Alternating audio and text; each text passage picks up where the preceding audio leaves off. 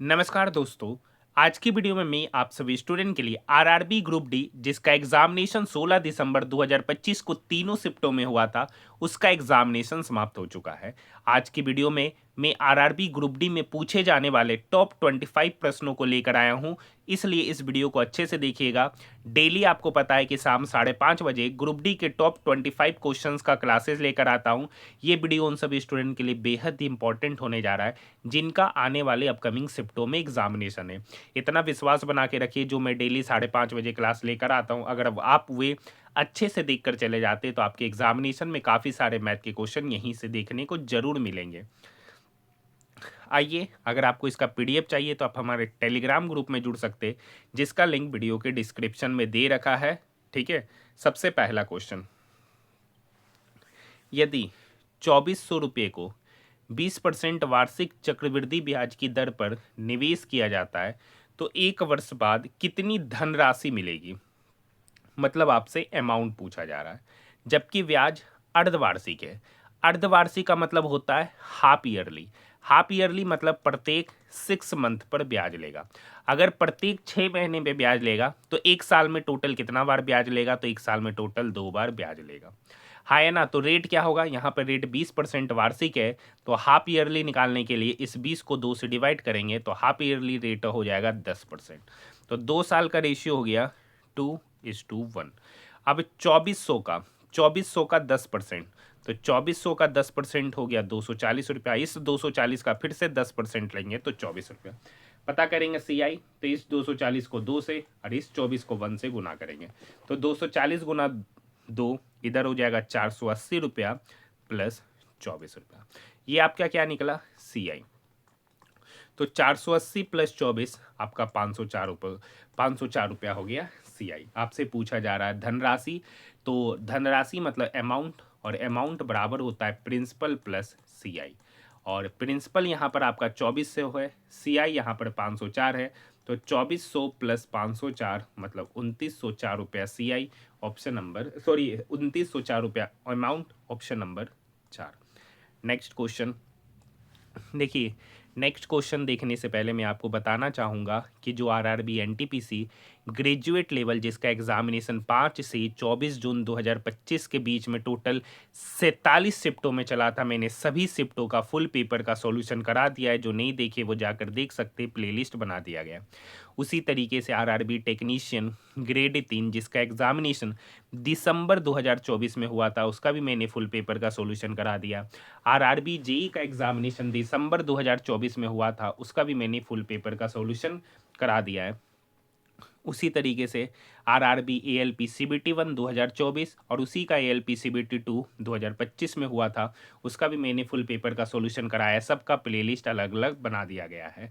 उसी तरीके से मैंने आरआरबी एनटीपीसी जो 12th लेवल का एग्जामिनेशन हुआ था 2025 में, और इसका एग्जामिनेशन 7 सितंबर 2025 तक चला था, वो टोटल 57 शिफ्टों में हुआ था। उस 57 शिफ्टों के मैंने 25 शिफ्टों का फुल पेपर का सॉल्यूशन कराया। जो नहीं देखे वो जाकर देख सकते, उसका भी प्लेलिस्ट बना दिया गया। अगर आपको इस सभी का कॉम्पाइल पीडीएफ चाहिए तो आप हमारे टेलीग्राम ग्रुप उत्सव मैथ्स पे जुड़कर उस पीडीएफ को फ्री में प्राप्त कर सकते, उसका लिंक वीडियो के डिस्क्रिप्शन में भी दे दिया गया है। नेक्स्ट क्वेश्चन, यदि दो संख्याओं का अनुपात 18:5 है तथा उनके लघुत्तम समावर्तक और महत्तम समावर्तक का गुणनफल 360 है, तो उनके लघुत्तम समावर्तक और महत्तम समावर्तक का योगफल पूछ रहा है। एक बात आपको पता है, पहली संख्या गुना दूसरी संख्या ये बराबर होता है एलसीएम गुना एचसीएफ। अब देखिए यहाँ पे पहली संख्या और दूसरी संख्याओं का अनुपात 18:5 है, तो मान लेते कि वो दो संख्या क्या है 18x और 5x। अब इस दोनों का प्रोडक्ट ही यहाँ पर दे रखा है, मतलब एलसीएम गुना एचसीएफ का प्रोडक्ट ही यहाँ पर 360 है। अब देखिए ये 18 पंचे 90, ये 90 इस 360 को 4 बार में, तो x गुना एक्स स्क्वायर का वैल्यू हो गया 4, तो x कितना हो गया 2। तो नंबर क्या माने थे, नंबर माने थे 18x और 5x। तो 18 गुना 2 तो इधर 36 और 5 गुना 2 मतलब 10। तो 36 और 10 का एलसीएम कितना होगा, तो 36 और 10 का एलसीएम आपका 180 हो जाएगा।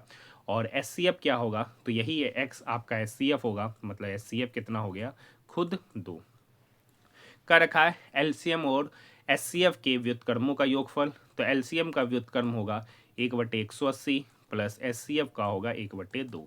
180 यहाँ पर LCM हो जाएगा, 180 का टेबल में 180 एक बार में, 2 का टेबल में 180 90 बार में, तो यहाँ पर कितना हो गया 90, और 90 + 1 कितना हो गया 91/180, मतलब उनके व्युत्क्रमों का योगफल।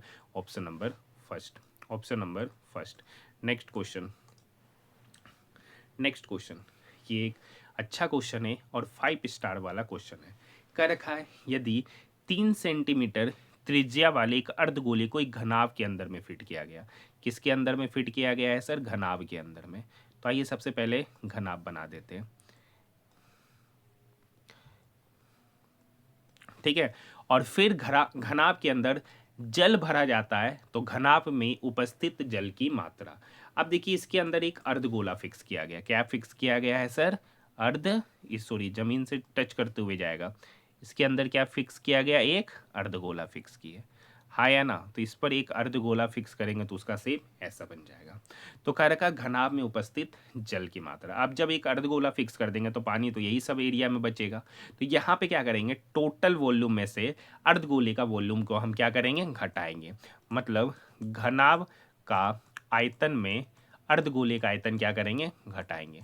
अर्धगोले का आयतन घटाएंगे, हाँ या ना? तभी तो रिमेनिंग पार्ट पता चलेगा जहाँ पर पानी होगा।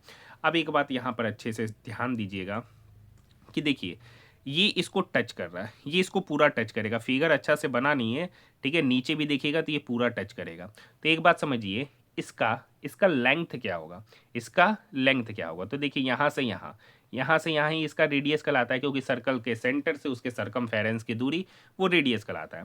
और यहाँ पे रेडियस 3 है, और ये आपका h बन गया। ये आपका क्या बन गया? h। तो h कितना हो गया? 3 सेंटीमीटर। अब बात करेंगे l। तो देखिए l यहाँ से यहाँ की दूरी है, जो इसका डायमीटर कहलाएगा, जो इसका डायमीटर। अगर रेडियस 3 है तो l कितना हो जाएगा? 3 का दुगुना 6। उसी तरीके से b, तो ये जो b कहलाएगा, ये b ही इसका डायमीटर कहलाएगा, b ही उस अर्धगोले का डायमीटर। तो b भी कितना हो जाएगा? 6 सेंटीमीटर।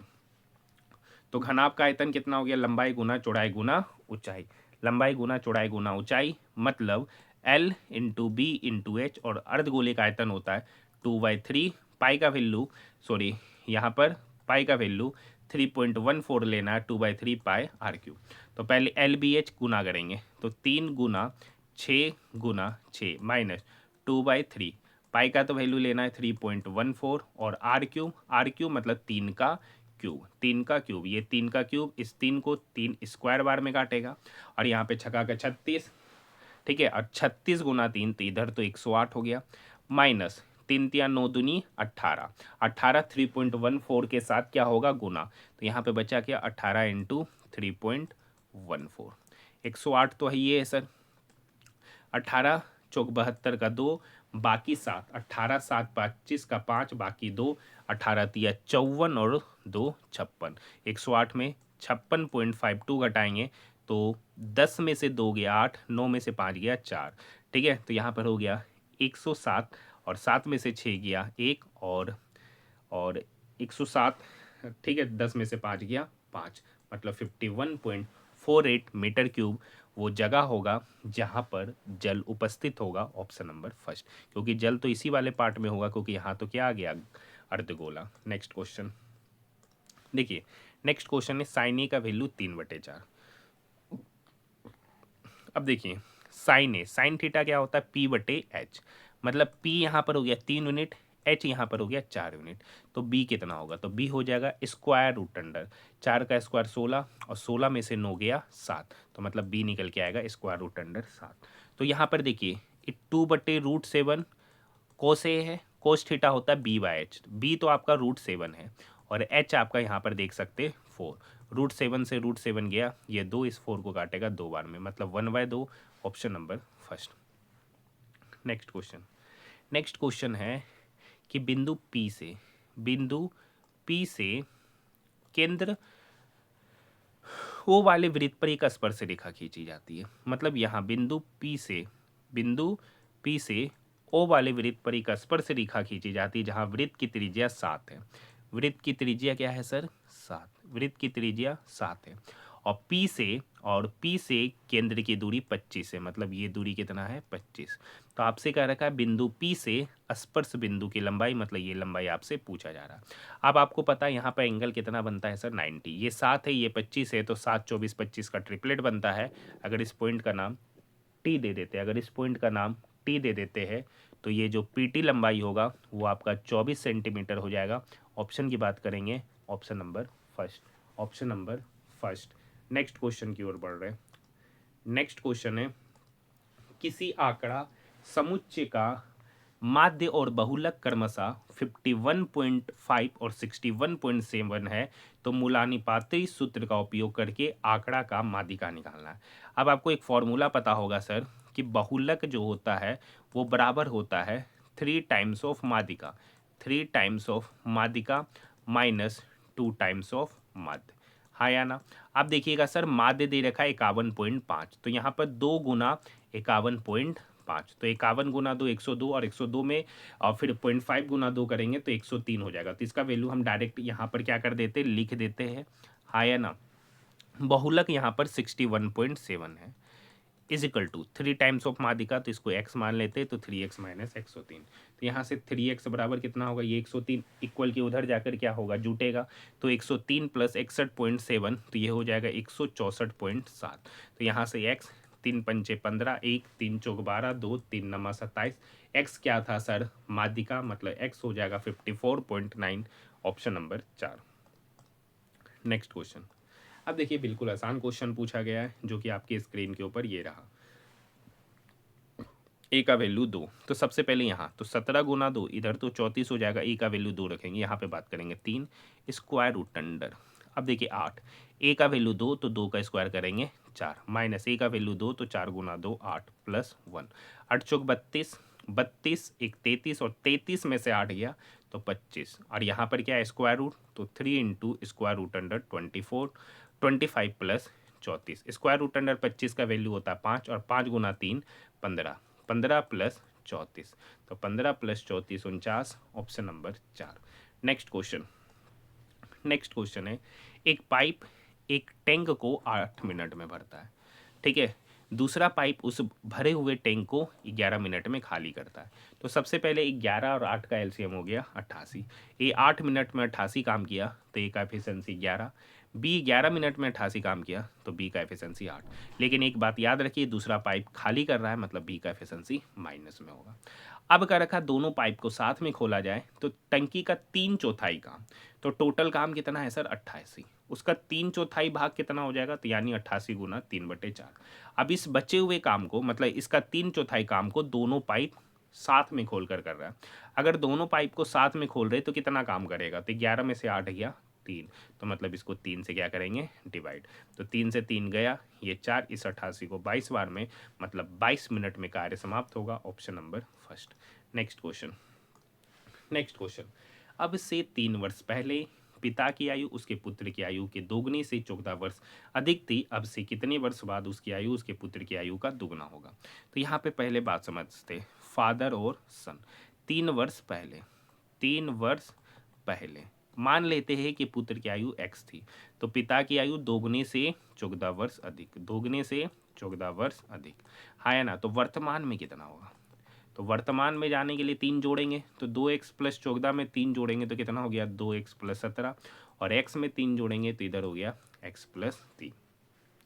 तो कह रखा अब से कितने वर्ष बाद उसकी आयु उसके पुत्र की आयु का दुगना, उसकी आयु मतलब मान लेते हैं कि m वर्ष बाद, तो 2x प्लस 17 में m वर्ष जोड़ेंगे, तो पुत्र की आयु, पुत्र की आयु अभी वर्तमान आयु x प्लस 13 है, तो m वर्ष बाद x प्लस 13 प्लस m और उसका 2 गुना। बस इस कैलकुलेशन को आपको क्या करना है, सॉल्व करना है, ऐसे ही हो जाएगा 2x प्लस 17 प्लस m is equal to 2x के साथ गुना होगा 2x प्लस 13 गुना 2 26 प्लस 2m, हाँ या ना। 2x से 2x गया, ये m 2m की तरफ जाएगा m, और सॉरी 13 गुना 2 26, 13 गुना 2 26, सॉरी सर 3 है, कहाँ से 13 लिख रहे, इसी वजह से माइनस में आ रहा है, कितना हो जाएगा 3 गुना 2 6, तो इधर तो 6 प्लस 2m, ये m 2m की तरफ जाएगा m, ये 6 17 की तरफ जाएगा, तो 17 माइनस 6 मतलब 11। ऑप्शन की बात करेंगे, ऑप्शन नंबर 2। देखिए सर 3 था, यहाँ पे गलती से 13 लिखा गया था, हाँ या ना। नेक्स्ट क्वेश्चन की ओर बढ़ रहे हैं। नेक्स्ट क्वेश्चन है x प्लस 1/x का वैल्यू 4 है, तो x cube plus 1/x cube. एक फॉर्मूला ऐसे तो इसका डायरेक्ट वैल्यू होता है k cube minus 3k, k cube minus 3k। ऐसे आपको तरीका बताते हैं। देखिए एक फॉर्मूला आपको पता होगा कि x प्लस 1/x का होल क्यूब ये बराबर होता है x cube a cube plus b cube plus 3ab। तो यहाँ पे तो ab1 है इनटू a प्लस बी। हमको चाहिए ये वाला वैल्यू, तो ये वाला वैल्यू इक्वल के उधर जाके क्या होगा माइनस, तो x cube plus 1/x cube ये बराबर हो गया x प्लस 1/x का whole cube minus 3 into x plus 1/x। अब समझिएगा, अगर हम x प्लस 1/x को k बोल दें तो यहाँ पे फॉर्मूला बन जाएगा k क्यूब माइनस 3k। वही फॉर्मूला हम यहाँ पे क्या किए, लिखे। वही फॉर्मूला हम डायरेक्ट यहाँ पे लिखे, और k का वैल्यू यहाँ 4 है, तो 4 का क्यूब माइनस 3 इंटू 4। तो 4 का क्यूब 64, 64 में से 12 चला जाए तो हो जाएगा 52। Option number first, option number first. Next question. Next question एक अच्छा क्वेश्चन है। क्वेश्चन का रखा एक व्यक्ति क्रमशः 20 की स्पीड से, x की स्पीड से और 20 km पर आवर की स्पीड से क्रमशः 100 किलोमीटर, 408 किलोमीटर और 1460 किलोमीटर की दूरी तय करता है। यदि पूरी यात्रा के लिए उसकी चाल, औसत चाल 20 km है, तो x का मान पूछ रहा। अब आपको एक बात पता है कि एवरेज स्पीड जो होता है,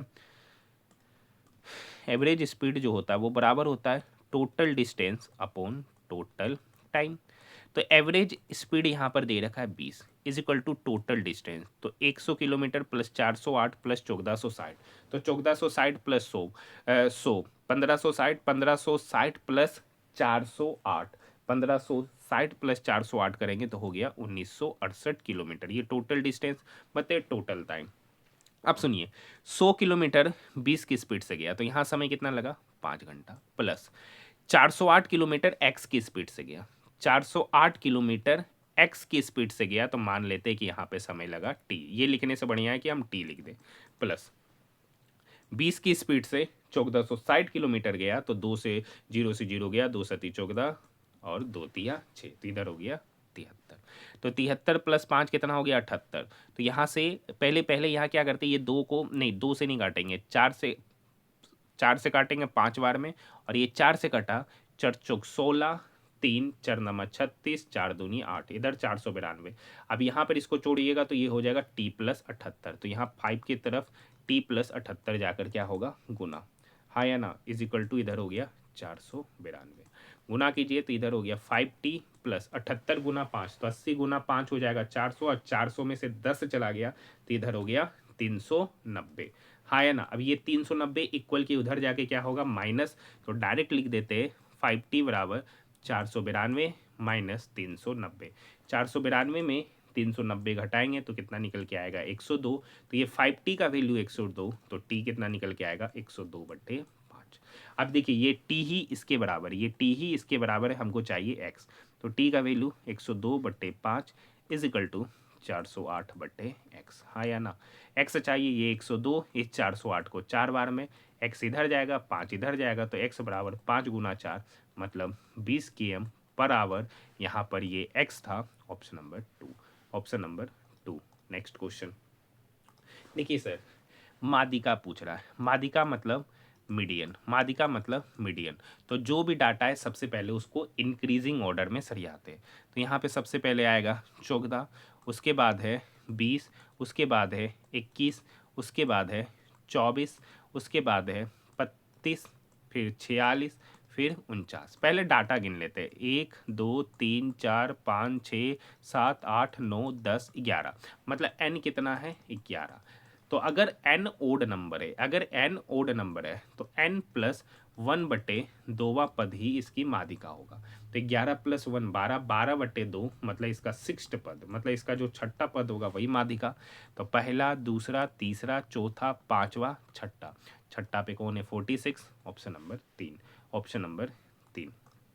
नेक्स्ट क्वेश्चन, यदि अल्फा और बीटा द्विघात समीकरण y² minus 9y plus 8 is equal to 0 के मूल है। तो अगर अल्फा बीटा इसके मूल है तो मूलों का योगफल होता है सर माइनस बी वाई। क्या होता है? Minus b y. तो माइनस बी क्या होता है? कॉफिशिएंट ऑफ वाई जो कि -9 है। तो माइनस ऑफ -9 बटे ए तो 1 ही है, तो माइनस ऑफ -9 प्लस 9। और अल्फा इंटू बीटा क्या होता है? सी बाई। और सी यहाँ पर कितना? 8। तो 8 बटे 1 मतलब 8। हाँ या ना? आपसे पूछा alpha plus beta minus alpha beta, तो अल्फा प्लस बीटा कितना? 9 और अल्फा बीटा कितना? 8। तो 9 में से 8 गया, कितना हो गया? 1। Option number first. Option number first. Next question. Next question है 10 सेंटीमीटर भुजा वाले एक घन को 2 सेंटीमीटर भुजा वाले घनों में काटा जाता है तो सभी घनों का संपूर्ण पृष्ठीय क्षेत्रफल, मतलब सभी छोटे घनों का संपूर्ण पृष्ठीय क्षेत्रफल। सबसे पहले पता करेंगे कि वो घन छोटा घन बनेगा, तो नंबर ऑफ घन ये बराबर हो जाएगा बड़े वाले घन का आयतन, बड़े वाले घन का आयतन बटे छोटे वाले घन का आयतन, छोटे वाले घन का आयतन, क्योंकि बड़े वाला सही बना रहा। घन का आयतन होता है भुजा, क्यों होता है ना सर? बटे भुजा, छोटा भुजा क्यों? हाँ या ना? उतना लिख नहीं रहे, तो बड़ा भुजा है 10, तो 10 बटे 2 का होल क्यूब बन जाएगा। ये 10 इस 2 से कटेगा कितने बार में? सॉरी, क्यूब बनेगा, कितना बनेगा? क्यूब। हाँ या ना? क्योंकि कॉमन ले लेंगे पावर, तो ये इसको काटेगा 5 बार में, तो 5 का क्यूब, मतलब नंबर ऑफ छोटा घन हो गया 125। मतलब के को छोटा घन बनेगा 125। तो कह रखा सभी छोटे घनों का संपूर्ण पृष्ठीय क्षेत्रफल। तो समझिए संपूर्ण पृष्ठीय क्षेत्रफल घन का क्या होता है? 6 गुना भुजा स्क्वायर। तो ये एक घन का होता है, तो कितना का निकालना है? 125 का। तो 125 गुना 6 गुना भुजा स्क्वायर, 6 गुना भुजा। भुजा यहाँ कितना है छोटे वाले घन का? तो 10, सॉरी छोटे वाले घन का भुजा है 2, तो 2 का स्क्वायर करेंगे तो 4। तो 125 गुना 4 500, और 500 गुना 6, 500 गुना 6 आपका हो जाएगा 3000। ऑप्शन की बात करेंगे, ऑप्शन नंबर 4। हाँ या ना? नेक्स्ट क्वेश्चन की ओर बढ़ रहे हैं। नेक्स्ट क्वेश्चन है अनिल ने क्रमशः पहला पेन 100 रुपया में और दूसरा पेन 160 रुपया में खरीदा।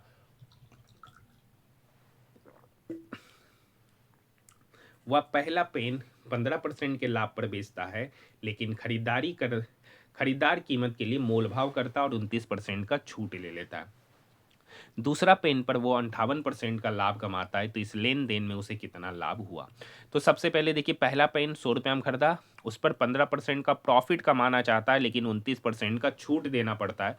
तो पहले यहाँ पर सक्सेसिव, तो successive x plus y plus x y बटे 100। तो एक्स लाभ है तो प्लस 15, वाई छूट है तो -29, फिर प्लस माइनस माइनस, तो 15 गुना 29 बटे 100। हाँ या ना? बचती है 15, ये 5 से 20 बार में, तो 15 में से 29 जाएगा, तो इधर तो -14 हो गया माइनस। अब यहाँ पे हो गया 29 तिया 87 बटे 20। अब ये 20 इसको काटेगा, 20 चौक 80, ठीक है, पॉइंट 86, 20 तिया 60, 20 पंचे 100, तो -14 -4.35, तो इधर हो जाएगा -18.35। अब समझिए सर, एक वस्तु को कितना में खरीदे? 100 रुपया में। अब उस पर प्रॉफिट क्या हो गया? यहाँ पे लॉस हो रहा है, क्योंकि -18.35, तो 100 का -18.35 रुपया, ये माइनस साइन बता रहा है लॉस, तो कितना हो गया? तो 100 का 18.35, मतलब 18.35 रुपये का पहला वाला वस्तु पर लॉस हो रहा है। दूसरे वाले पे बात करेंगे। दूसरा वाला था 160 रुपया में खरीदा, उस पर उसको 58% का लाभ हुआ, तो 160 का 58% डायरेक्ट निकाल लेंगे। हाँ है ना? चलिए टेबल पढ़ देते हैं। 16 अट्ठे 128 का 8 बचा 12, 16 पंचे 80 प्लस 12 928, लेकिन 10 से डिवाइड करेंगे तो कितना हो जाएगा? 92.8।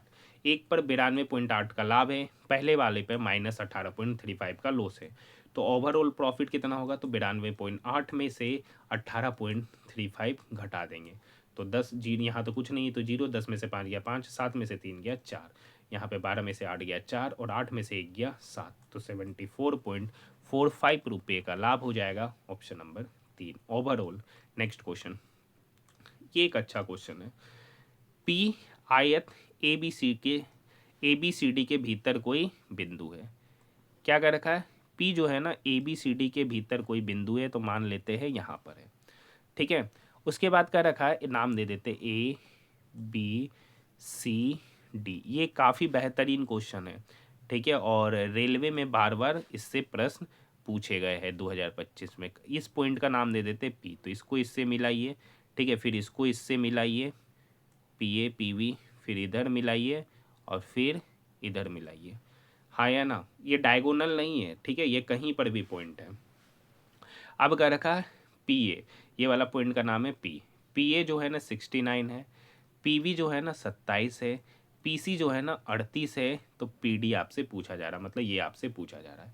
तो यहाँ पर एक फॉर्मूला बनता है p a square plus p c square, ये बराबर होता है p v square plus p d square के, हाँ है ना। तो पी ए कितना है 69, तो यहाँ पे 69 का क्या करेंगे स्क्वायर, प्लस पी सी कितना 38, तो 38 का square is equal to p v कितना है 27 का square plus p d square. अब हम लोग यहाँ पर ऑप्शन से चलेंगे, क्योंकि देखिए काफ़ी बड़ा बड़ा नंबर का स्क्वायर है। अब देखिए यहाँ पे क्या है 69 का स्क्वायर, तो इसका यूनिट डिजिट 9 है, तो 9 का स्क्वायर मतलब 1, प्लस यहाँ पर 8 है, तो 8 का स्क्वायर 64, 64 का unit digit 4, is equal to यहाँ पे 7 है, तो 7 का स्क्वायर कितना हो गया 9, तो प्लस पी डी स्क्वायर, हाँ या ना। अब देखिए ये 4 प्लस 1 5, ये यूनिट डिजिट है और इधर 9, तो ये 9 इस 5 की तरफ जाकर क्या होगा माइनस, तो इसके पहले भी तो कुछ नंबर होगा, तो यहाँ 15 में से 9 गया, तो यहाँ पर जो यूनिट डिजिट पे बचेगा वो बचेगा 6, तो 6 बराबर पी डी स्क्वायर, 6 बराबर पी डी स्क्वायर। तो पी डी क्या होगा, तो पी डी होगा square root under unit digit पे 6, यूनिट डिजिट पे 6, हाँ है ना, क्योंकि ये सारा जो नंबर लिख रहे हैं वो यूनिट डिजिट पे लिखे। ऐसे तरीका क्या है 69 का स्क्वायर कीजिए, 38 का स्क्वायर कीजिए, ऐड कीजिए, फिर 27 का स्क्वायर घटा दीजिए, जो निकल के आएगा उसका स्क्वायर रूट लीजिए। आप देखिए अब एक बात आपको पता होगा, जैसे मान लीजिए कोई नंबर है और उसका यूनिट डिजिट पे 6 है, तो वो दो ही नंबर का स्क्वायर होगा, या तो 4 का या तो 6 का, या तो 4 का या तो 6 का। तो मतलब इसका जो स्क्वायर रूट निकलेगा उसका यूनिट डिजिट पे या तो 4 आएगा या तो 6 आएगा। तो इस ऑप्शन में देखिए सबका यूनिट डिजिट क्या है अलग, तो 6 तो यहाँ कोई ऑप्शन में है ही नहीं, तो एक ही ऑप्शन सही होता हुआ नजर आएगा, ऑप्शन नंबर फर्स्ट। तो ये तरीका आपको तभी अपनाना है जब सबका यूनिट डिजिट क्या रहे अलग अलग। तो हमने देख लिया था और हमने यहाँ पर इस तरीके से लगा लिया, बाकी आप इसे वैल्यू मतलब मान निकाल कर भी आप इसको निकाल सकते हैं। मान लेते एक व्यक्ति की मासिक आय 100 यूनिट है, उसका 33% खर्च कर दिया, तो 100 यूनिट का 33% खर्च किया, मतलब एक्सपेंडिचर कितना हुआ 33, तो सेव कितना किया, अगर 33 खर्च कर दिया तो बचा कितना 67 यूनिट। अब प्रति माह इतना बचा रहा, मतलब 67 यूनिट का ही वैल्यू दे रखा है 6298 रुपया। तो ये इसको काटेगा लगभग कितने बार में 94 बार में, तो 1 यूनिट का वैल्यू 94। तो आपसे उसका मासिक व्यय पूछ रहा है, तो मासिक व्यय यहाँ पर 33 यूनिट है, तो 1 यूनिट का वैल्यू 94, तो 33 यूनिट का वैल्यू 33 गुना 94। देखिए सबका यूनिट डिजिट अलग है, तो 4 या 12, 12 मतलब यूनिट डिजिट पे 2, एक ही ऑप्शन है, option number first, option number first. देखिए मैं यहाँ पर जितना भी क्वेश्चन लिया उन सारा रेलवे 2025 में पूछा गया है, ठीक है। तो मैंने ऐसा नहीं है कि अपने मन से सारा डाटा सेट किया, ये सारा क्वेश्चन रेलवे का पूछा हुआ है। देखिए एक वस्तु को 112 रुपये में बेचने पर 20% की हानि होती है। समझिए 20% का फ्रैक्शन वैल्यू कितना होता है 1/5। हानि हुआ मतलब 5 पर 1 का लॉस, तो बेचे कितना पे 4 पर, ये सीपी हो गया और ये एसपी हो गया। और एक्चुअली में कितना पे बेचे 112, मतलब 4 यूनिट का वैल्यू 112, तो 1 यूनिट का वैल्यू कितना होगा 4 दूनी 8, 3 4 8 32, तो 1 यूनिट का वैल्यू 28। सीपी कितना है 5 यूनिट, तो 1 यूनिट का वैल्यू 28, तो 5 यूनिट का वैल्यू कितना होगा 28 गुना 5, यही आपका क्या हो गया सीपी, यही आपका क्या हो गया सीपी। तो 28 गुना 5 हो गया 140 रुपया। अब इस पर 50% का लाभ कमाना, अगर 50% का लाभ कमाना है तो 150% पे बेचेंगे, और 150% का फ्रैक्शन वैल्यू 3/2, ये 2 इस 140 को 70 बार में और 70 गुना 3 मतलब 210 रुपया में बेचेंगे, option number first. Next question 50 लड़कों की एक कक्षा में से 15 लड़कों की औसत लंबाई 163 और शेष लड़कों की औसत लंबाई 165, तो सभी लड़कों की औसत लंबाई। देखिए 15 लड़कों का औसत लंबाई 163 है, तो 15 विद्यार्थियों के लंबाइयों का योग कितना होगा 15 गुना 163, तो बचा कितना लड़का, 50 में से 15 का बता रहा, तो बचा 35 लड़का। और 35 लड़का का औसत लंबाई 165 है, तो उनका योग कितना होगा, 35 गुना 165। और ये कितना बच्चा का आयु का लंबाई का योग हो गया, तो 50। तो औसत निकालना है तो 50 से क्या करेंगे, डिवाइड। ये 5 से 50 10 बार में 5 सत्ते 35, 5 तिया 15। तो यहाँ पर हो जाएगा 16 तिया 48, 3 तिया 9, मतलब 489। और इधर होगा 165 गुना 7, तो 16 सत्ती 112, 35, ठीक है। तो ये आपका हो गया 1155/10। जोड़ दीजिए, 9 5 14, 8 5 13 और 1 14, 11 4 15 और 1 16। तो 16 44 को 10 से डिवाइड करेंगे तो 164.4 हो जाएगा। Option number 2, option number 2। Next question, next question है, दो पाइप है, एक टंकी को अलग अलग क्रमशः ए 98 मिनट में, बी 28 मिनट में भर सकता है। नाम नहीं है तो मान लिए। टंकी को खाली करने के लिए टंकी के तल पर एक पाइप लगा है जो एक साथ खोल दिया जाए, तो मतलब तीसरा नल है जो टंकी को खाली कर रहा है, तो मान लेते वो नल है सी जो खाली कर रहा है, और तीनों नल को अगर साथ में खोले जाए तो टंकी को भरने में ए प्लस बी प्लस सी मतलब 21 मिनट का समय लगता है। कह रखा यदि कोई अन्य पाइप खुला ना हो तो टंकी के तल पर लगा पाइप को भरने पे कितना समय लगेगा। तो सबसे पहले 98, 28 और 21 का एलसीएम।